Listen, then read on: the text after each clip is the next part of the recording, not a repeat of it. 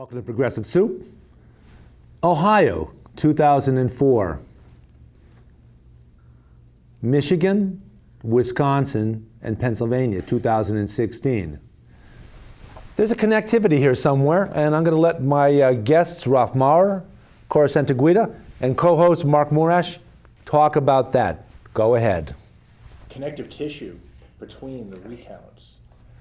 Talk about Jill Stein and the impetus behind her doing the recounts. Let's just set the stage, because I think that a lot of folks are confused, misinformed, don't really understand where it's coming from.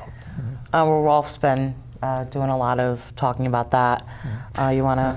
Yeah, well, a number of people, Alex Halderman and John Boniface, they're election experts, data analysts, and they cited those three states, Michigan, Pennsylvania, and Ohio, Wisconsin, as sites where the outcome is kind of suspicious, not just because the races were close, but there were a lot of irregularities about the way the votes were counted, the predominance of electronic voting machines, and their rather wonky history, especially in regard to what happened in 2004. So that's why she felt it was justified to have a recount. Wisconsin, at the time, a couple of days ago, it turns out there was a discrepancy of almost 500 votes in favor of Hillary Clinton, and you just told me that there was new information. What is 150? The Washington Post just said that the overall difference was 162 votes. Okay, with Trump.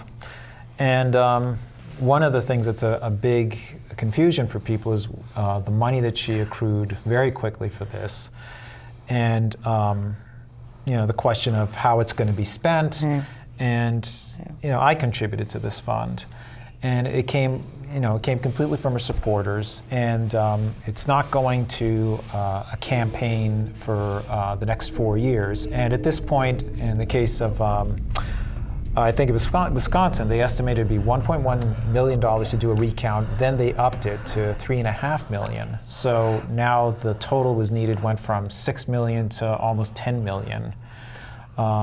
So at this point, the issue is kind of moot, because Jill Stein says we're lucky if we're going to have any money left over. Right. Yeah. But for the people that were insisting, basically she said, well, it's going to be divided to the places that need it the most in regards to protecting and fighting for electoral integrity. Because that's really what this was about. This wasn't about changing the election outcome. This was the principle of honest elections. Correct. Jill Stein had no skin in the game. She had nothing to gain by there being a recount. She will not be the winner in any state. Right. So it wasn't for her own personal benefit. Right. Now, 2004, Ohio, John Kerry, who was the presidential candidate for the Democratic Party back then, swore up and down before the election that if there were any indiscretions, any funny business, any things that looked odd in Ohio, which was the state which would decide the 2004 presidential election between Kerry and George W. Bush, Kerry swore up and down that he would have an army of attorneys in Ohio if there was any funny business. So the election day came and went, and what happened? Did he wuss out? Is that a word we can use on television? Yeah, I remember there was always this talk about his war chest, and then months after the election, he said he regrets that he should have done something. And who did? Yeah. Who did? Who did pay for that recount? Yeah, it was David Cobb. Yeah, David Cobb. Green Party candidate. Large, and was it one or two people actually went to jail? In Ohio, 2 people went to jail, and then California did away with their touchscreen, things altogether, and of course, David Cobb was behind, Jill Stein this year, he being her campaign manager, but there were a couple people that were not in favor of the recount. One of those people being her running mate, Jamu Baraka, also Margaret Flowers and Kevin Zeese. Margaret Flowers ran for U.S. Senate in Baltimore, and Kevin Zeese was a senior advisor to Jill's campaign, and of course they worked together with what's the name of the where they work together?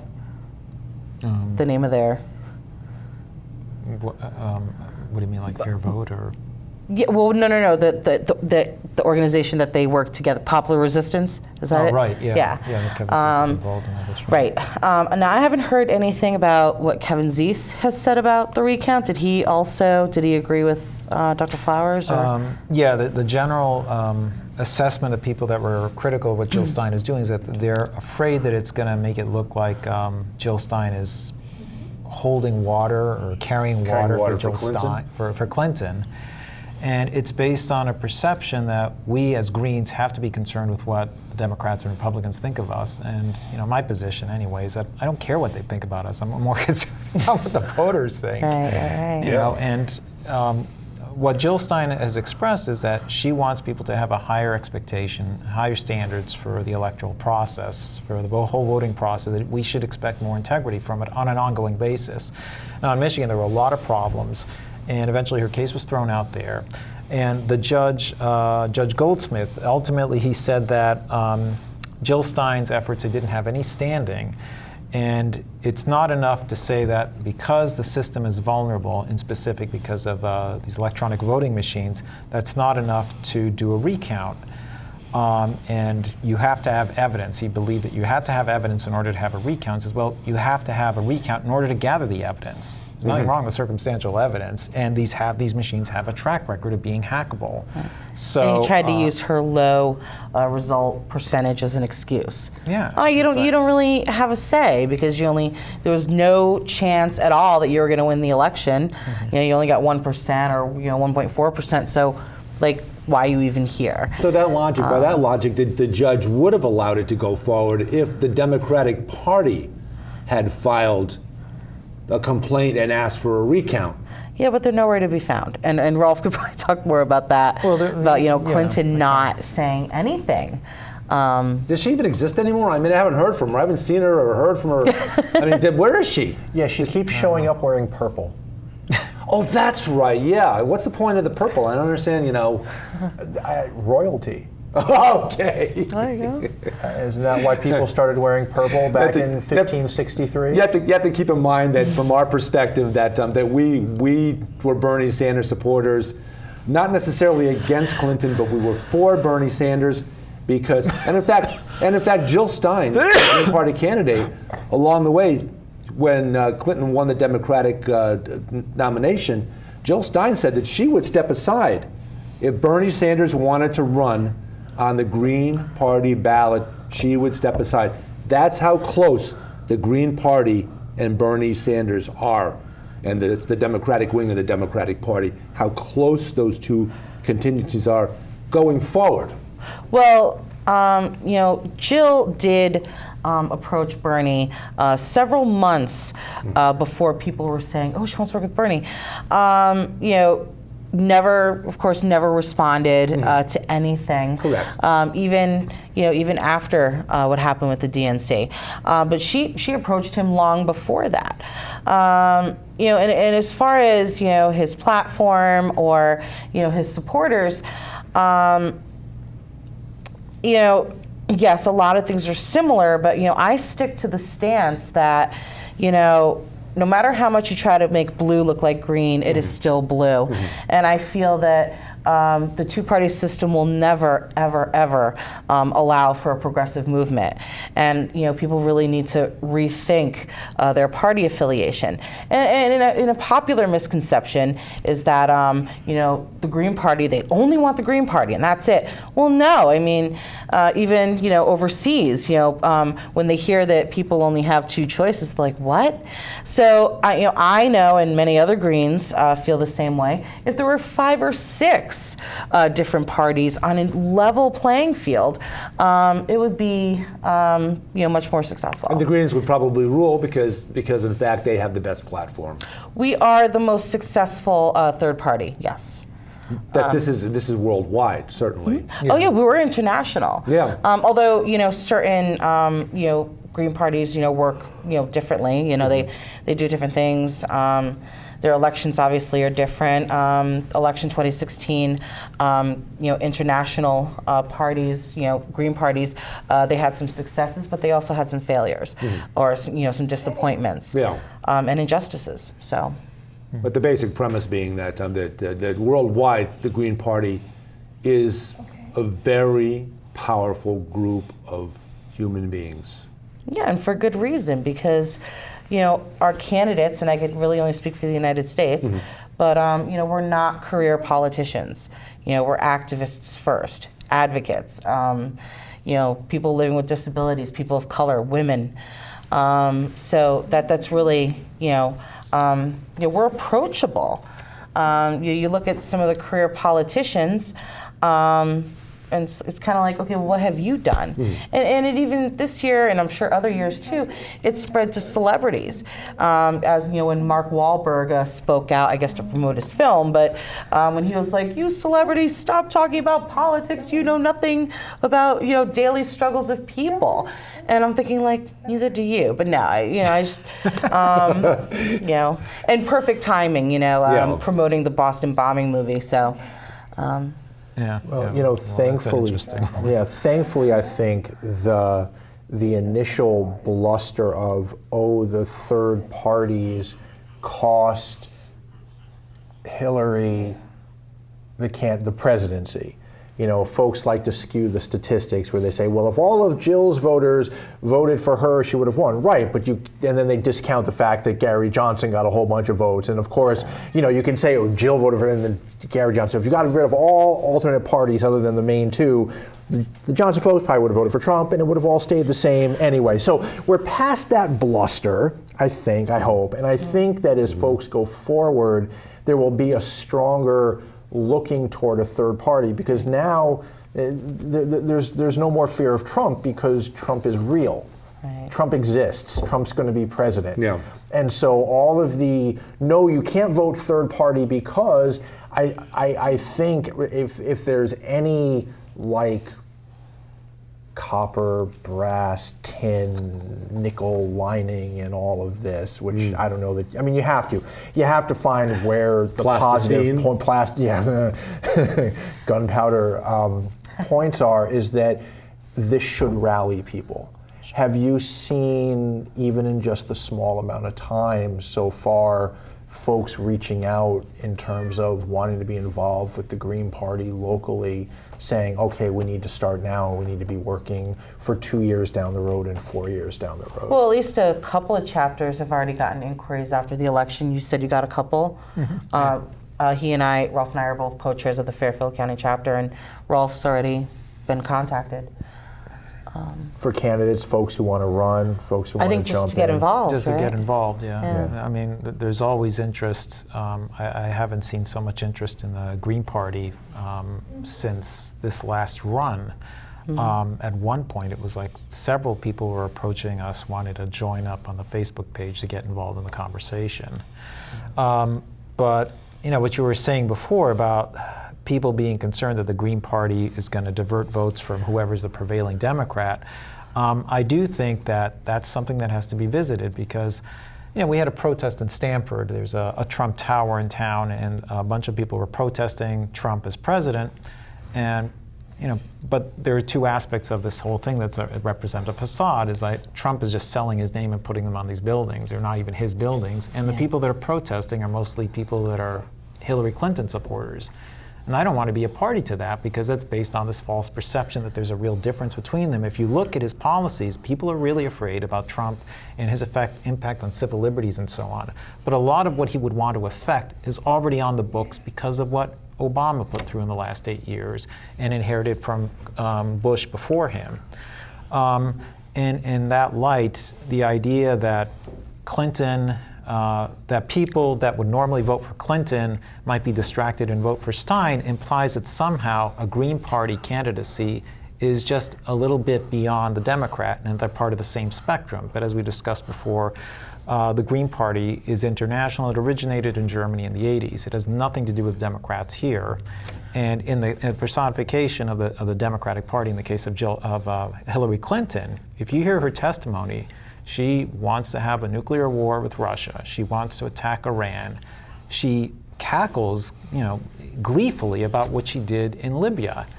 These are positions that are completely the opposite of what Jill Stein represents. I can't see anybody that was interested in Hillary Clinton suddenly wanting to go to Jill Stein. There's complete opposites. So that's something that I think going forward we have to emphasize, that we represent dealing with the heart of problems. And we want to, I'm interested in reaching out to people that supported Trump, because a lot of these people, they are dispossessed because of the policies of both the Democrats and Republicans. They're the victims of fracking. They're the victims of losing their houses because of what happened in 2007 and 2008. Right. And of course, all this job outsourcing. Now, you look at what's going on with Trump and his proposal about keeping jobs in the United States, this business with Carrier, and then having SoftBank, this Japanese company, invest in American jobs. That's just putting a Band-Aid on what the problem is. And it's very similar to what the Democrats do. They always want to put Band-Aids. They never want to get to the heart of the problems. Like, well, what about creating new jobs here? What about having a network of co-ops? Or having a state public bank, or turning the Federal Reserve into a public bank like they have in Australia. Well, it's also the language that we use. All through the election, we were constantly, talking about the differences between liberal and progressive.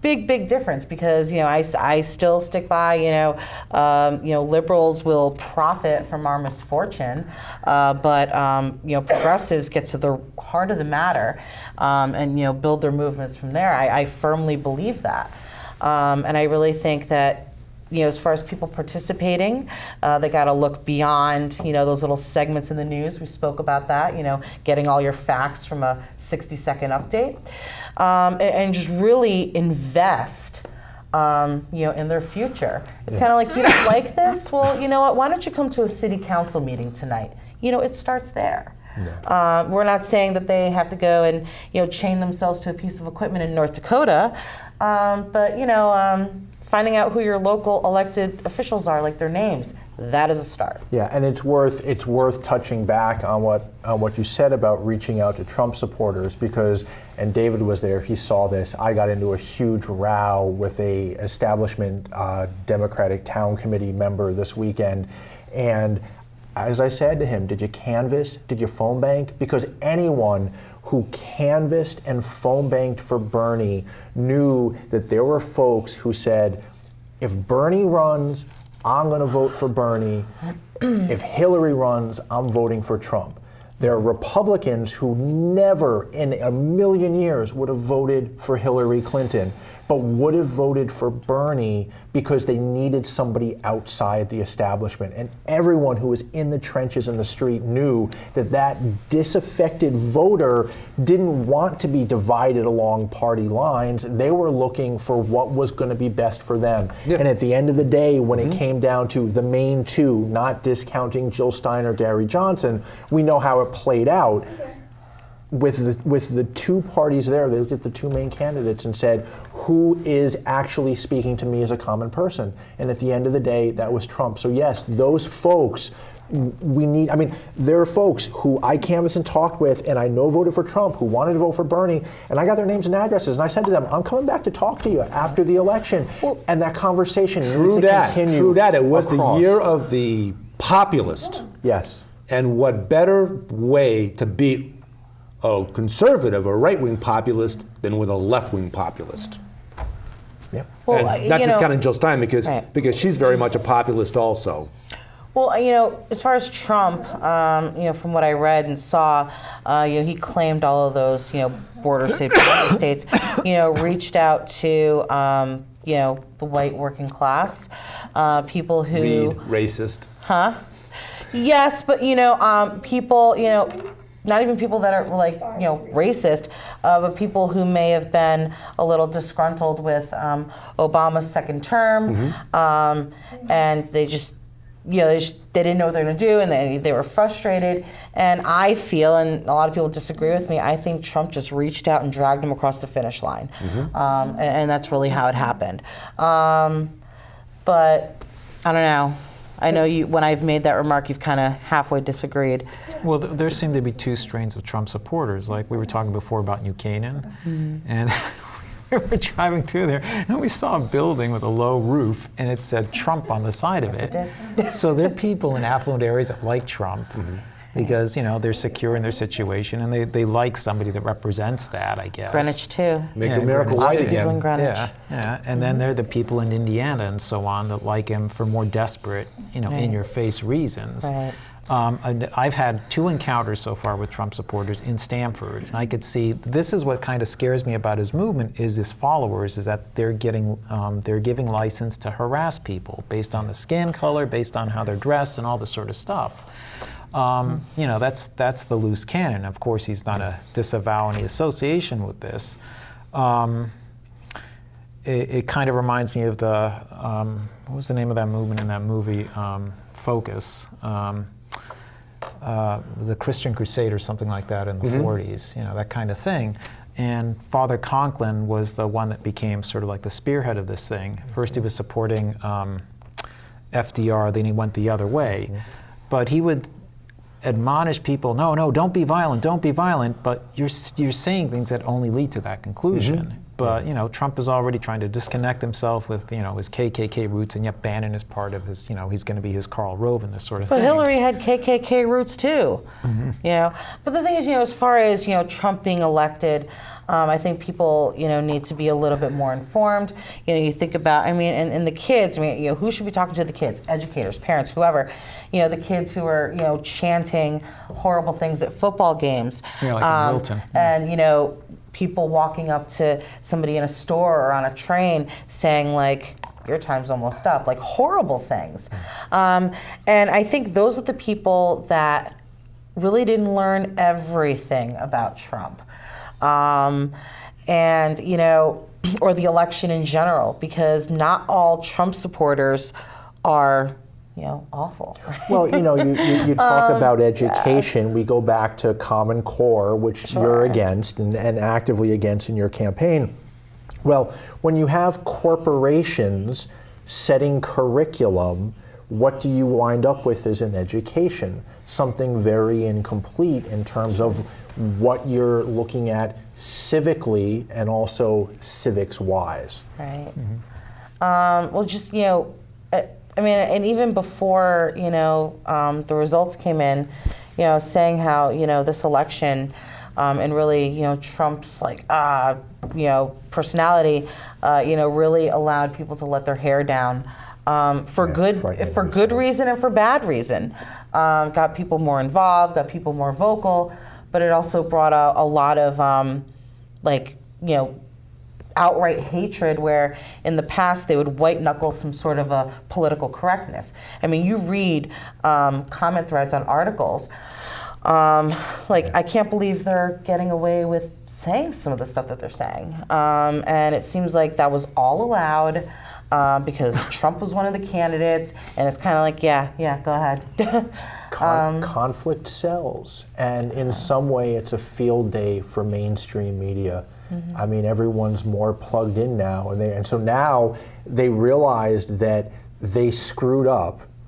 They helped the Trump presidency, and so now they're afraid everyone's going to start looking for alternate news sources. So now you have this whole narrative of fake news, and it's desperation of the mainstream media trying to say we're still relevant.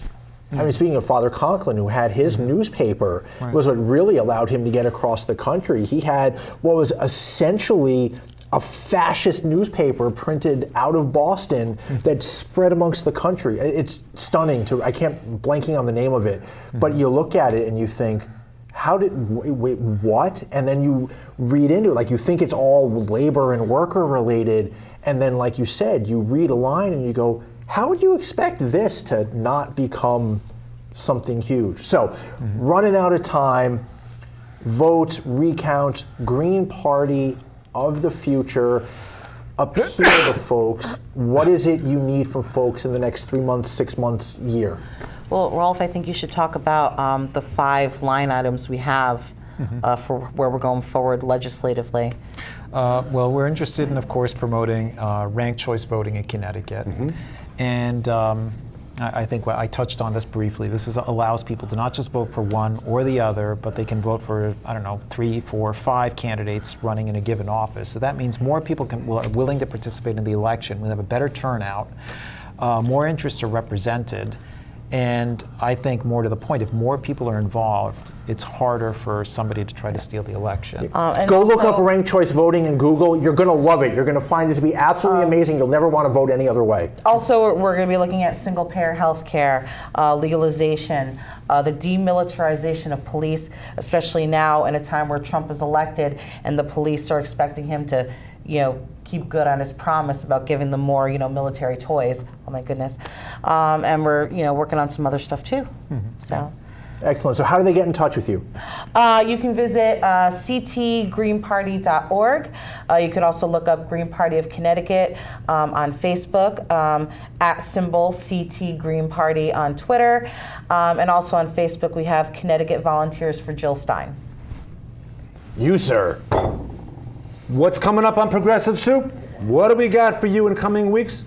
Next week, we have Deborah Cohen, who was out at Standing Rock Reservation twice in the last 2 months, is going to come tell us about what's going on out there. And we hear it a little bit on Democracy Now! With Amy Goodman, but not much anywhere else. So that's December 19th, coming up next week. We also have, in the month of January, we have Rahab Ali Brennan coming back to talk about the excitement, the sadness of losing in an election, but the happiness of meeting people and all the good stuff that goes along with that. We also have Dave Straight, who also has a show on Comcast, is coming here to talk about something that we can agree on, and that's culling the deer population, doing it in a way that that causes the least pain on them and prevents a mass starvation, which we're gonna have happen if we don't cull the deer population out. And also Jim Dean from Democracy for America is due on next month. So we got a whole lot of good stuff coming up in the month of January. Thanks for watching Progressive Soup. David Stevenson, Rolf Maurer, Cora Santaguida, Mark Morash co-host, and we shall see you.